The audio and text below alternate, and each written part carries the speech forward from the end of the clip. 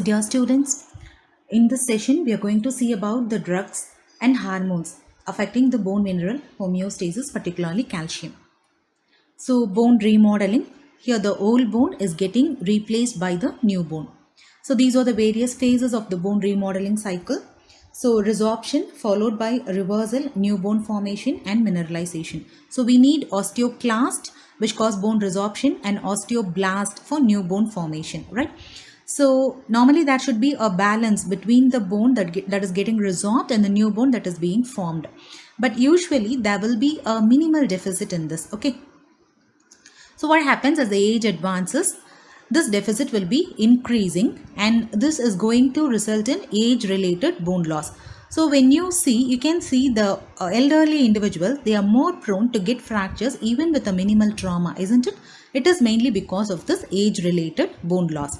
And in women, you can see when there is a lack of estrogen, what happens in postmenopausal women, they are at risk for developing osteoporosis because of this enhanced resorption. So calcium, it is an important constituent, right, of bones and teeth. So it constitute about 2% of the total body weight, of which 98% is in the bones, and the total plasma calcium is around 9 to 11 milligrams per deciliter. So 40% of calcium is bound to proteins, particularly albumin, and 50% is ionized. Okay, so this ionized calcium is essential because it can only cross the cell membranes and it is essential for all the physiological actions of calcium. So what are the physiological actions or role of calcium? Calcium is essential for muscular contraction, for the release of hormones, for the release of neurotransmitters. It is an important intracellular messenger for coagulation of blood, and it is an important component of bones and teeth. Okay, so remember, acidosis will favor ionization and alkalosis will defavor ionization, and depending upon the protein content the calcium levels may vary. Okay, so what happens in hypocalcemia? The patient may develop tetany, laryngeal stridor, dysphagia, and how you can elicit hypocalcemia through Chvostek sign and Trochear sign. So Trochear sign is nothing but when you tie a BP cuff on the arm, and if you are going to raise the pressure just above 20 or 30 millimeters above the systolic pressure, within a minute or two the person may show carpopedal spasm if they are having low calcium levels. What is that Chvostek sign? When you stimulate the facial nerve, there will be tingling around the mouth. Okay, depending upon the severity of hypocalcemia, the person may even have facial spasm. Okay, because in hypocalcemia the nerves will be in a hyperexcitable state. Okay, so hypocalcemia can be treated by administering calcium. So various forms of calcium is available and we can administer calcium to these patients. And other than hypocalcemia, calcium can also be used as a dietary supplement, can be used for treating tetany, osteoporosis. It is an important component of antacids, and empirically calcium is used for the treatment of dermatosis, paresthesias and weakness. So hypercalcemia, most commonly hypercalcemia occurs as a result of parathyroid tumors. So surgical removal is the therapy for parathyroid tumors, and the malignant cells, they also secrete a parathyroid hormone related peptide. Okay, so resulting in hypercalcemia. And we have a few drugs like thiazides which cause hypercalcemia. How you can treat hypercalcemia? So remove the cause of hypercalcemia. So after removing the cause, you can treat it with calcitonin, glucocorticoids and gallium nitrate. So you may be aware that any person who are on steroids for a prolonged period, they will develop steroid induced osteoporosis, right? So remember, corticosteroids, they will cause hypocalcemia. So gallium nitrate being a nephrotoxic drug, it is not used routinely. It is kept as a reserve drug for treating hypercalcemia. So what are the principal hormonal regulators for regulating the levels of calcium? We have parathyroid hormone, vitamin D and calcitonin, and the secondary regulators are corticosteroids and estrogen. So parathyroid hormone secreted from the parathyroid glands, it is a single chain polypeptide with a half-life of 2 to 5 minutes. So whenever the calcium level goes down, parathyroid hormone will be released, right? So parathyroid gland has got a calcium sensing receptor. So this calcium sensing receptor will sense the level of calcium and According to the levels of calcium, it will either inhibit or increase the release of parathyroid hormone. Okay, so when the plasma levels of calcium is high, the calcium will go and bind with the calcium sensing receptor. It will inhibit the release of parathyroid hormone. Similarly, when the calcium levels are low, the parathyroid hormone will be released. So this parathyroid hormone will act on the bone. It will enhance the release of calcium from the bone into the plasma. In the kidney, parathyroid hormone is going to enhance the tubular reabsorption of calcium. Okay, so from the bones and in the kidney, parathyroid hormone acts directly. And also in the kidney, this parathyroid hormone, it activates the vitamin D by the activation of 1-alpha hydroxylase. So this activated vitamin D is going to enhance the absorption of calcium from the intestines. So remember, parathyroid hormone acts directly on the bone and kidney and acts indirectly on the intestine to maintain the normal plasma calcium levels. In the bone, parathormone has dual action. It has got both anabolic as well as catabolic action. What is the anabolic action? New bone formation. So when the parathyroid hormone is at a low intermittent doses, okay, so at low intermittent doses, parathyroid hormone will enhance the bone formation, whereas at high continuous doses, parathyroid hormone will enhance bone resorption. Okay, so how does this hormone is going to act? So the parathyroid hormone receptor, the PTH receptor, is present on the osteoblast and its precursor. So on binding of the parathyroid hormone to the receptor on the osteoblast will be releasing the rank ligand. Okay. So this rank ligand will go and bind with the rank receptor that is present on the osteoclast precursor. So on binding of the rank ligand with the rank receptor on the osteoclast precursor, it gets activated, forming active osteoclast, resulting in bone resorption. Okay, there is one more protein called as osteoproteogreen, and this osteoproteogreen, it will compete with the rank ligand for the rank receptor. Okay, so rank ligand, if it binds with the rank receptor, what happens? Osteoclast gets activated, bone resorption will occur. But if osteoproteogreen binds with the rank receptor, osteoclast will not be activated and bone resorption will not occur. So remember the action of parathyroid hormone. It enhances new bone formation at low doses and it enhances bone resorption at high doses. So hypoparathyroidism. So if the parathyroids are removed accidentally during thyroidectomy or wherever there is a low levels of parathyroid hormone, what happens? Obviously the calcium level goes down and the person may manifest with symptoms like myopathy, paresthesia, seizures, cataracts, etc. So instead of giving parathyroid hormone, which has to be given parenterally and it is costlier, you can give vitamin D, which is cheaper and it can be given orally, right? So vitamin D and calcium you can administer. So hyperparathyroidism, it is mainly with the parathyroid tumors. So you can remove the tumors surgically. So what is teriparatide? Teriparatide, it is a recombinant human parathyroid hormone. It is the only drug that is available to stimulate the new bone formation. Okay, so it is given subcutaneously at a dose of 20 microgram with a half-life of 1 hour. And it is used to treat severe osteoporosis and it has to be used only up to a period of 2 years. If used chronically, there are studies saying that this teriparatide may cause osteosarcoma. So don't use teriparatide for a longer period. Okay, and it is contraindicated in Paget's disease and hypercalcemia. So cinacalcet, it is a calci-mimetic drug. What do you mean by calci-mimetic? It is a calcium sensor mimetic. So this cinacalcet will go and bind with the calcium sensing receptor that is present on the parathyroid gland. So on binding with the calcium sensing receptor, it is going to inhibit the release of parathyroid hormone. So cinacalcet can be used for treating secondary hyperparathyroidism, right? Obviously side effect is hypercalcemia. So the second regulator is vitamin D. So on exposure to sunlight, 7-dehydrocholesterol, it gets converted to vitamin D3. Okay, so this vitamin D3 is activated in the liver by 25-hydroxylase and in the kidney by 1-alpha hydroxylase. So we all are aware deficiency of vitamin D will result in rickets and osteomalacia. Okay. There are various preparations of vitamin D available in the market. So 1 microgram of cholecalciferol is equivalent to 40 international units of vitamin D. So the various preparations are calciferol, which is D2, cholecalciferol is D3, calcitriol, and alpha calcidiol. Remember, alpha calcidiol, it is a prodrug. So alpha calcidiol is nothing but 1 alpha hydroxy cholecalciferol. When administered in the body, in the liver, it gets activated to 125 dihydroxy cholecalciferol. Okay, so in patients with renal disease, you can administer this alpha calcidiol, where in the liver it gets activated to the active form of vitamin D3. So alpha calcidiol is indicated in renal rickets and vitamin D dependent and resistant rickets, right?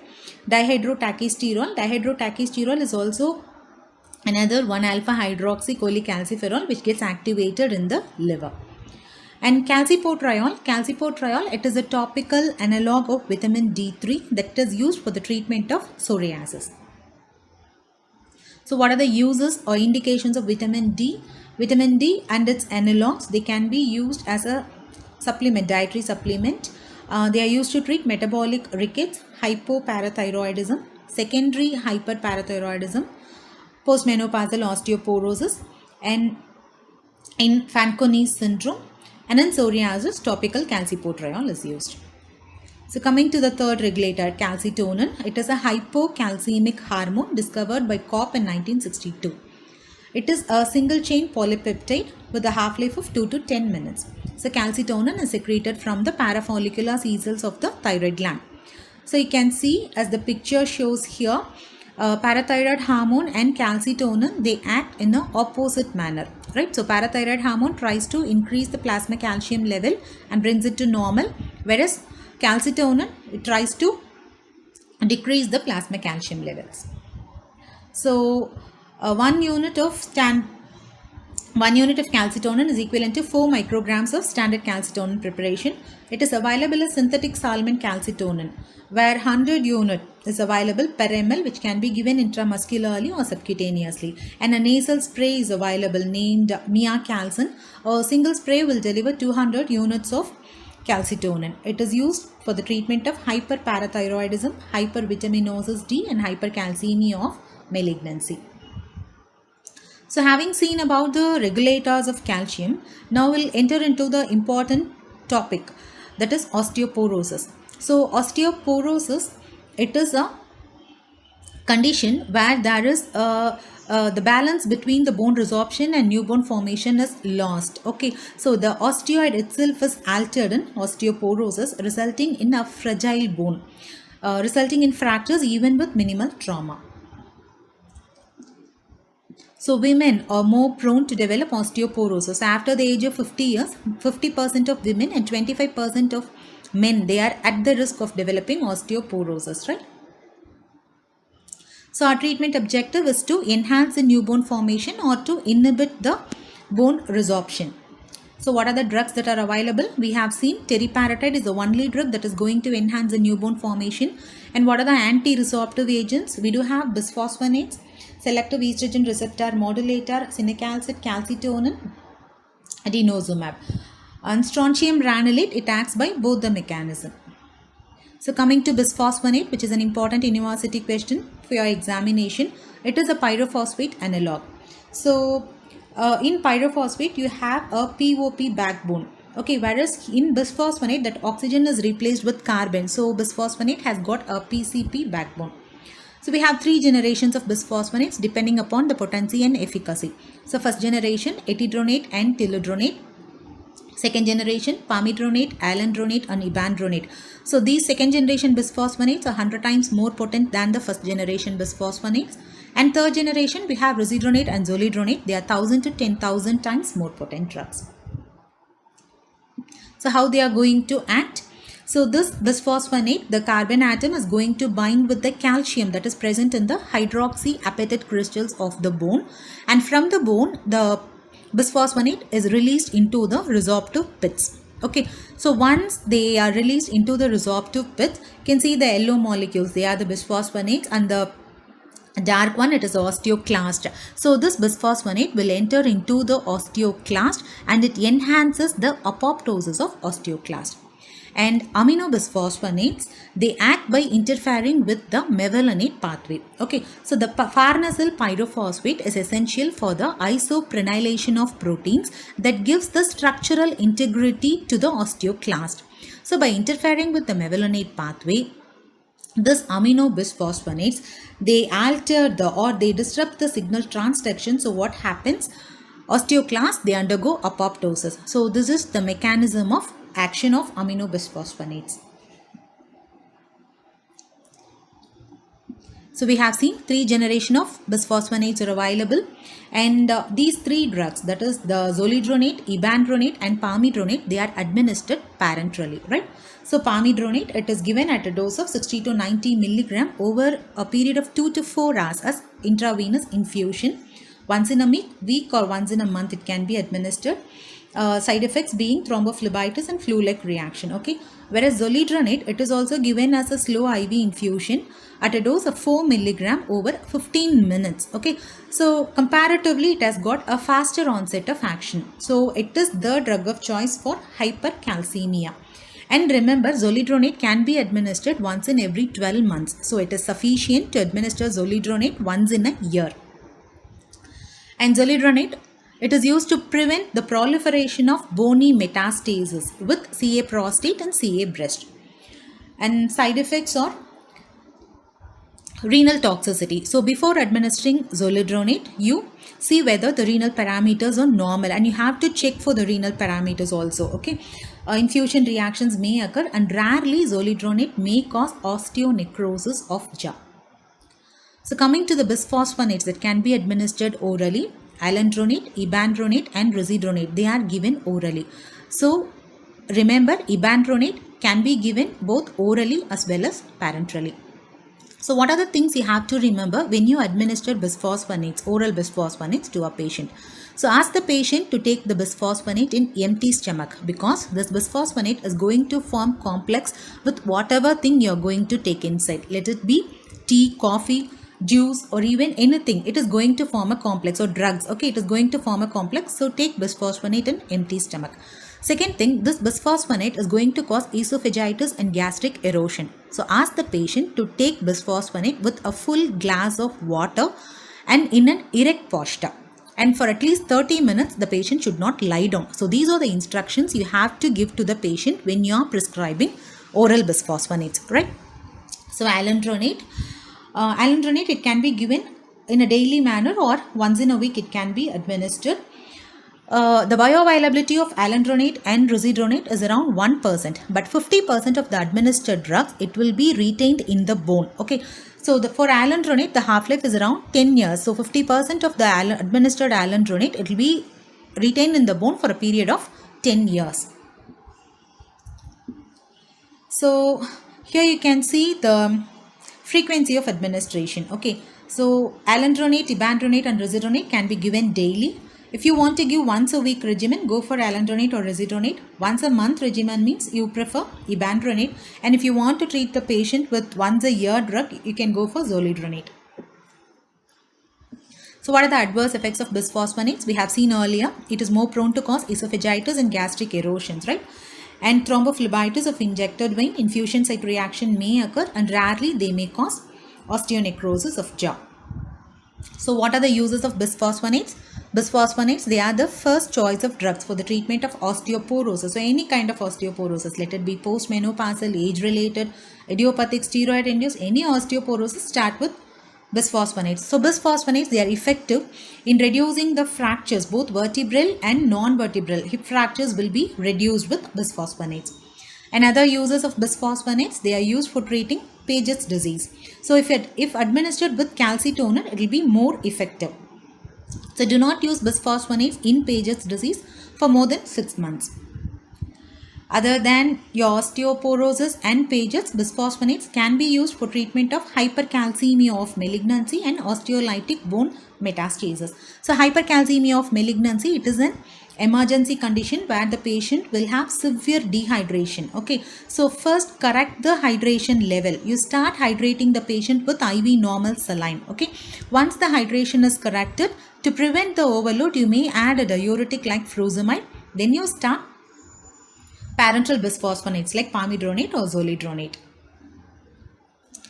So bisphosphonates, they are the first choice drug for the treatment of osteoporosis. What are the other drugs that are available for treating osteoporosis? We have selective estrogen receptor modulators. It means they have selective action, agonistic action on certain organs and antagonistic action on certain organs. We are having different kinds of SERM, and in osteoporosis we are using raloxifene.